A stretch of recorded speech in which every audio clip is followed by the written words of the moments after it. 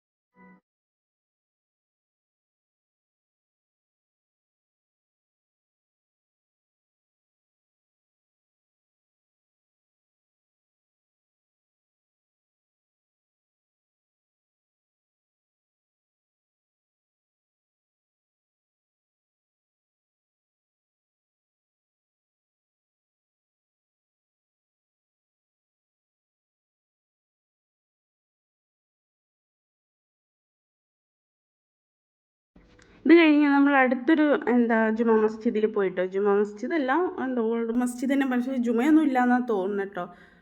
പിന്നെ അവിടെ പറഞ്ഞാൽ നിറച്ചും ചെടികളാട്ടോ. അല്ലൂസ് അവിടെ ഫോട്ടോ എടുത്തു, കാര്യങ്ങളെടുത്തു.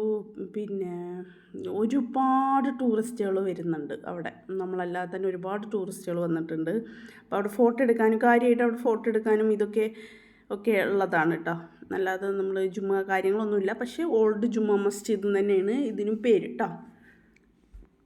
ഭയങ്കര ഇതാണ്, ചെടികൾ, റോസ്, അങ്ങനെ എല്ലാ ചെടികളും ഉണ്ട്. അപ്പോൾ ഫോട്ടോ എടുക്കാനും വീഡിയോ എടുക്കാനൊക്കെ തന്നെയാണ് എല്ലാവരും അവിടെ വരുന്നത് കേട്ടോ. ഇപ്പോൾ ഒരു ചരിത്രപരമായിട്ടുള്ളൊരു മസ്ജിദാണെന്നൊക്കെയാണ് അവർ പറഞ്ഞത്. പിന്നെന്താണെന്ന് വെച്ചാൽ നമ്മളെക്കാളും ആരാധന കുറച്ചും കൂടി ഇവർക്ക് കൂടുതലാണ് കേട്ടോ.